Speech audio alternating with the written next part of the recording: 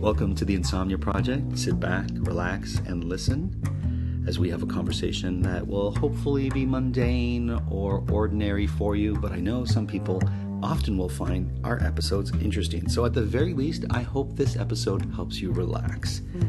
We're going to try to make our conversation go in a way that's perhaps less than fascinating for you, but feel free to just drift off or to listen. We hope you will listen and sleep. I'm your host, Marco Timpano, and sitting across from me is a dear, dear friend, Melissa D'Agostino. Welcome back to the Insomnia Project. Thank you, Marco. Nice to be back. And we were just talking about commonalities we have and things we like and we don't like. And I almost wish people could hear the conversation that we have prior to recording because it's often very animated. It is very animated. It probably isn't the right tone for this podcast. Yeah, maybe not. Maybe not. It might be the antithesis to what we're trying to achieve here. Right. But I wanted to talk to you about, so I know you, when I first met you, as a performer, an instructor, a producer, and as I've gotten to know you through the years, you've become a director that I respect so highly. So I said, let's do an episode where we talk about directing. And I would like to know your approach to directing film or theater, however you want to take it. But you have a project in front of you that you want to direct. What's your next step? Well, first of all, thank you for saying all of that. It's very kind. Well, I'll say this. Most of the projects I work on, I start with the project before there's even a script. Okay. A lot of the time. So I've directed a few things that come from someone else's script. A couple of short films and a couple of plays that were written, and I just came on board at that stage. So if I'm working with something that someone else wrote, then the next step is to go through the script and see if there's any changes that we think should be made. So if it's in theater, it's talking through if there are any script changes to make, or once we start to understand what the show's going to look like and sound like, if there are any things that need to shift because of that. And I guess it's similar in film too. I mean, I don't see them as all that different. The elements are different, so the design elements work differently. Sure. And how you set up the narrative is different, but really it's all storytelling. So I just look at it from the standpoint of the characters and the story and what I think is going to facilitate that story coming to life in the best way. If I'm working on something where I'm also the writer, then I start writing already imagining what it looks like and imagining how it will cut together in terms of film. So for me, my background in editing and story editing is really helpful because I'm able to see what it's going to look like in my mind as the finished project and sort of work backward to start setting up that foundation. What about your background as a performer? So you mentioned your background as editor and a story editor and writer. What about your background as a performer? How does that influence or modify your directing style? Certainly when it comes to working with actors, I think because I've had a lot of experience being an actor and I know the things that I like and need a director to bring to the table, I try to bring those things to the table. I think also there's something about being an actor where you learn how to, you get into other people's skin, sure, you know, and you get into other people's and other characters' ideas and intentions. And I think it's good to know how to talk to different actors to get things out of them. So some actors want a very hands-on director. Right. Some actors need a lot of space. And so I think certainly I've learned how to listen to actors so that I can help them along the way. I think also I like to have a lot of fun as a performer. Right. So I try to write and direct things where people can have a good time. Sure. Yeah. Sure. And I think that comes across in the work that I've seen you direct, both on stage and on, I don't want to say film because it's really no longer film as we know it, but sure, on digital and recorded filmish. Video, yeah. I don't know. It's not video. I think film's okay. Film's okay. Film just becomes, it encompasses it all, right? I think so now, yeah. So then I want you to define this because people hear this all the time. And I think people who aren't in the industry will hear this. And we sort of have a definition of it, but I'd like to hear what your definition of an actor's director is. So you know how they say, oh, that person's an actor's director. Right. Well, I would say, and certainly in film, Sure. or recorded media, if we want to call it that, a lot of directors are come from photography or come from are focused on the aesthetic of film. So they're very particular about what's in the frame. They come from more of a cinematography background, or they used to, make their own films with their own cameras, and they're more focused, I'll say, on the visual aspects, and they're not really invested so much in the performance. So they kind of leave the actor alone, or they actually use the actor as a prop. I think it was Alfred Hitchcock has a quote about, actors being sort of cattle or something. Right. Yes, There's a lot of old school directors that we still revere. And, to be honest, I mean, Alfred, Hitchcock was an amazing director of There's no cinema. doubt, whatever you can't feel about the person, Yes. his work is just outstanding. Oh, yes, some of the best films. But that's how he looked at actors. He looked at them as props, or as just another element in the frame that he could move around and sort of manipulate. And so I think for me, an actor's director is someone who considers the actor an integral part of the storytelling, and who doesn't. I don't think that the power balance in filmmaking is useful. I think the director has to be the person at the end of the day who makes the decision on set and has the final say. Sure. So that the production can move on. And the director is sort of the manager of a large, corporation, and is moving all the pieces around and making sure things happen the way they need to.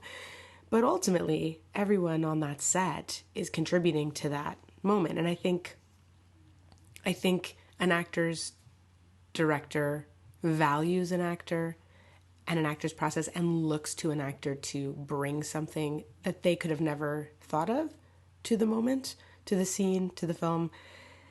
And I think some directors aren't like that. And some directors don't even really direct performance at all. Right? Which for me as an actor, I don't like. Right. Because I'm quite insecure as an actor in the sense that I want to make sure that I'm delivering. Especially on film when you don't know what it's going to look like. Sure. On stage, you have the audience there to give you feedback. Right. And you have other actors you're acting with, and you all are sort of part of this moment together. Right. But on film, you have no idea until you see it cut together. So actors are very vulnerable in those moments. And so are directors. But I think if you lean on each other and you work together, it's better than, living in your own separate bubbles and leaving the actor to sort of be nervous and flounder. Now, some directors like that because they feel like they can manipulate actors that way. So there's a lot of directors who play sort of games with their actors to try and get them into a certain state of mind, or get them to feel stressed out so that they can get a certain kind of performance out of them. And I don't know. I want to clarify something. When I said that it wasn't film, I didn't want to suggest that you're not a filmmaker. Oh, I was just trying to define.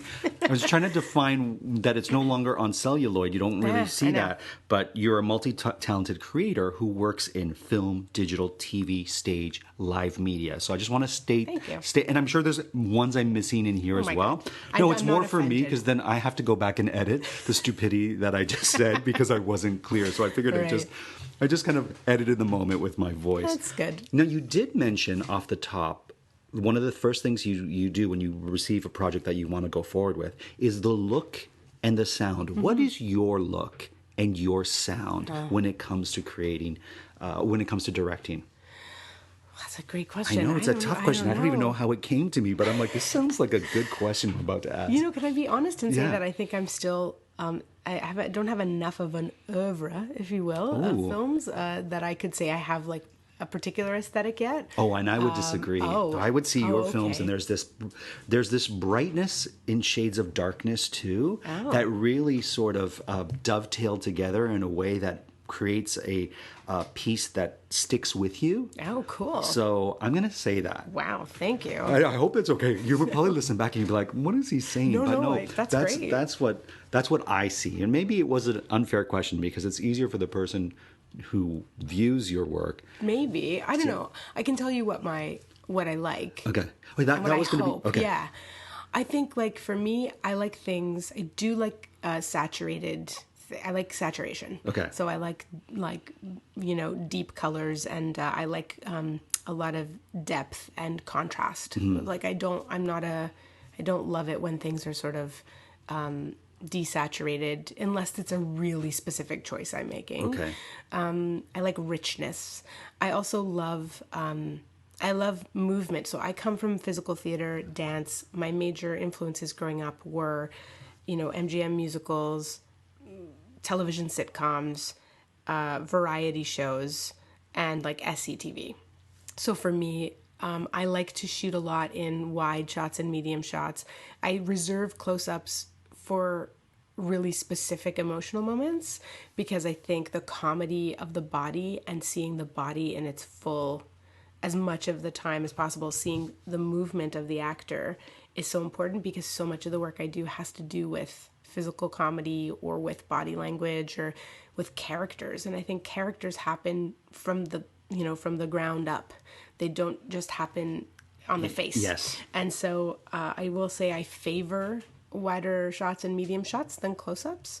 Fred Astaire, in a legendary way, was adamant about advocating for wider shots in MGM musicals and RKO pictures, because at the time, directors like Busby Berkeley were mostly concerned with the shapes in the frame. So you'll see a lot of overhead shots in early musicals, and like big chorus lines, and where the dancer is really just creating a shape as part of a larger whole. And Fred Astaire was like, no, dancers have skill and craft and grace, and we have to see their whole body. And so he fought really hard for wide shots. And so a lot of the MGM musicals you see with him or Gene Kelly, that's why you're seeing wider shots, because they want to see the actor and the dancer through the space, which I think is a holdover from vaudeville and proscenium theater. So those are a lot of my influences. So I'd say, in terms of camera, I like a wider shot. Okay, I have two questions that come to mind. If you could follow a theatrical actor around with a camera and just see what their process is before they get on stage, once they get on stage, and once they get off stage, and record it almost as a documentary, who would that person be? And it can be any form of theater, and it doesn't have to necessarily be someone famous, but I'm just curious, who would you like to follow around with a camera? Does that person have to be alive? No, or absolutely can they not. be dead? Of course. Oh man, there's so many. I mean, first of all, one of my major influences, or a few of my major influences, are from the silent film era. So I feel like, Charlie Chaplin or Mary Pickford or Buster Keaton, I feel like any of those people would have been a fascinating thing. Like, I think Charlie Chaplin in the vaudeville days would have been amazing. Right. Similarly, one of my major influences growing up was B. Arthur. Okay. Because I loved the Golden Girls, but also B. Arthur was a star on Broadway as well. She was in Mame with Angela Lansbury. That's right. Before they made the film adaptation of it that starred Lucille Ball, if I'm not mistaken, as I think it is. Okay. Yeah. Is it Lucille Ball? Oh my goodness, I feel bad that I don't even remember that. I never watched it because I knew that it was such a debacle making that film. Anyway, there's actually a great story.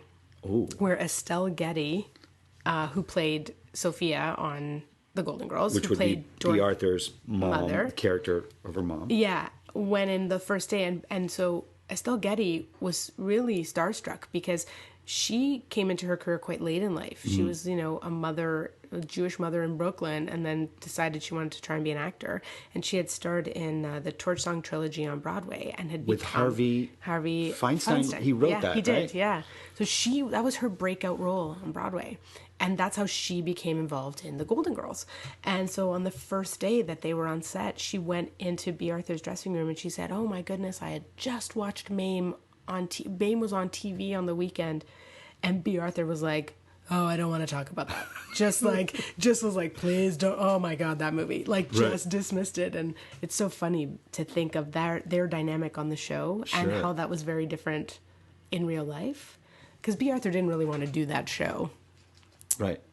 She was very reluctant to do the Golden That's Girls. right. And didn't love being on the show some of the time. But yeah, I'd say like to have been around in the golden age of Broadway, to have watched, Ethel Merman or B. Arthur or any of these performers, to have These watched strong women that you're my picking out God. as well. Like, Yeah, and to just have watched them go through their life. Shirley MacLaine, in Yeah. Pajama Game, where like her whole life changed. Like it was such a different time, and in a lot of ways, it was not a great time Sure. for women, for people of color, for like in our politics course. have moved on in really important ways. But in terms of the kind of magic of performance and the magic of film, as you said, like the celluloid, I wish, there's a big part of me that would love to go back to a time when you were, slicing that film and taping it together or gluing Right. it together and seeing it go through and seeing that little cut. There's something about the tactile nature of all of that I'd love to just actually go back there and see how those artists lived their daily lives and like worked on their craft. Would be cool. who is a theatrical director that you enjoy their work? Is there anyone who you've seen their work on the stage where you're like excited when you're in the audience about to see it? There's a lot. Okay. Let me think of who my... Let me ask you this. What are you like when you're in the audience, either at a theatrical production or in the theater of a movie or piece that you're really excited to see? Those moments before the curtains man. open or the lights turn down. What are I'm you actually very nervous. You are? Oh, yeah. I'm very nervous as an audience member. I didn't know that. Yeah. I feel like I have a lot of... And I've sat next to you in both audiences. Well, I mean, like, it depends, right? No, like, if fair it's enough. something I really care about. Okay. Like, I'll give you an example. Okay. We recently, my partner and I recently went to the TIFF Lightbox in Toronto, the Bell Lightbox, which is a beautiful theater run by the Toronto International Film Festival, the same company. That's where it gets its name, TIFF. That's right, yeah. Sometimes they screen classic movies, and so they were screening On the Town, which is a musical, MGM musical, directed by Gene Kelly and Stanley Donen. First MGM musical to be shot on location in New York. On the Town is a musical by Comden and Green. Is that the one with Frank Sinatra in it? Yes. Oh, okay. Yeah. So Where they're like, I'm Sailors? channeling my inner B. Arthur there. That's right. When they're like sailors, right? And there's Yeah. okay, sorry. Yeah, they're on leave. They're on shore leave for a day. So the musical takes place in a day, written by Comden and Green with some music by Leonard Bernstein. And so we went to see it, and they screen it on the big screen. And they did this with American in Paris. I've seen Singin' in the Rain there, which is one of my all-time favorite movies. And before the movie starts, there's a kind of excitement. There's the memory of being a kid for the first time, being in a theater and watching something, powerful and moving and exciting. There's also, when you're watching an older movie, the like, what parts of this are going to be racist and uncomfortable? Sure. And I'm going to have to feel awkward about the fact that I like this movie, because the truth is, not everything ages well and the world has changed a lot. 100%. But I get nervous, and especially if it's a play with people, if it's a play I'm seeing and people I know are in it, I get nervous for them, and I want them to be great, and I want, I take on a lot when I watch things. Wow. Yeah. Yeah. And then I have very high standards, and I want things to be good, so I don't want to be disappointed, but so I'm a bit on edge because I hope so much that it's going to be great. Okay, so let me ask you this. What would be your advice to our young audience who's listening and wants to aspire to be a director? My advice would be to do it. So the great thing about the age we're in, speaking of, progress, is you have a camera in your hand. If you have a smartphone, you have a camera. Yeah. And if you have a laptop, you have editing software. And so, or you can have, there's access to that. So I would say just start making movies. When I was a kid, it's funny. I never really thought I'd become a director. I always thought I'd be a performer and a writer. But when I was a kid, when my parents bought a camcorder, or they got a camcorder from like RBC points, and you get those points and you can get a present. So RBC points would be points for our international listeners. Yes. That you would get when you use certain platforms or products that the bank has. So Yes. whether you use, your debit card to purchase things, you would get certain amounts of points, which you could then convert to tangible items. Is that fair to say? That's it. Great. Yeah. Okay. So we got a camcorder, and I would record things all the time. And I remember making a movie for my grade 9 religion class, because I went to Catholic school, about the Old Testament and like editing it together. And I remember in grade 11 making a dance film based on poetry that I wrote. And at the time, it didn't occur to me that I was directing film. I was just like, oh, well, I just want to put this thing together. So I would say even back then, before we had the software and the tools we have today, I was finding a way to do that. So I would say make things you want to make them with people that you like to work with, and keep honing your vision, your style of storytelling, and see what happens. And what happens when they encounter an obstacle? Oh my goodness. Well, you're going to encounter an obstacle every 5 minutes. Okay. This is the key advice you're giving right now. Oh my goodness. Well, yes, listen. Though I think like what I'm learning about life is that obstacles are gifts. Not gifts, GIFs, but gifts with a T. Presents. Because they actually force you into making decisions. And when you have to make a tough decision, I think you actually drop deep down into what really matters to you. So when an obstacle comes into your path, it's forcing you to put away all the clutter, everyone else's opinions, what you should do, what you think is right, and it forces you to actually tap into what's really important. It's like if you were in the forest and an animal arrived and was going to attack you, you're going to rely on your instinct because that's all you have. You don't have anything else. So I would look at obstacles as a major gift, saying to you, this is saying no, you have to choose a new path, and to just go, okay, what does my instinct tell me here? My instinct says go left. Okay, I'm going to go left.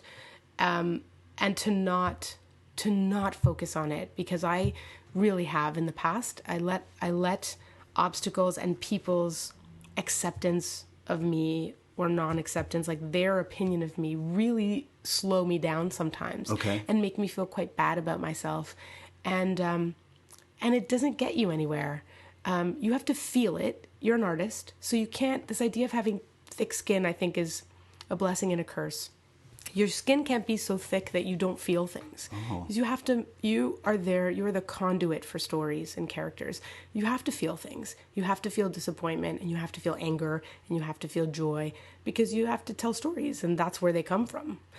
But it's not about your skin being thick. I think it's about letting it in and letting your skin kind of be porous. It comes in and then it comes out. That person doesn't want me? Cool. That person doesn't want my project? Okay. What does my instinct tell me? Go to this person. Make this change. I think their obstacles really just need to be reframed. Wow. Yeah. That's what I So would say. rather than let the obstacle hit you and bounce off, let it go through you and just continue on your path. Yeah, because bouncing off means, because you know what? It's like notes. People always say about network notes, that often you get really awful, stupid notes from like lawyers who don't know anything about filmmaking telling you about your script. People who work in the network who aren't creators or artists. Yes. But they may be in a department that doesn't necessarily need to be influencing what happens on camera. Yeah, exactly. Okay. Tell me about my tax credit. Don't tell me about my script. But that being said, often in that note that makes no sense usually, there is actually something interesting. Oh. Even if you're not going to use it, there is something in there that might be useful, or that, it's coming from a place, and that could be helpful. So if you just let the thing bounce off of you, if you let the criticism or the obstacle just kind of hit you and go, you might miss out on something you can come to from that note. So sometimes the note makes no sense, but it makes you think of something in a new way. And maybe that's helpful, or maybe it isn't.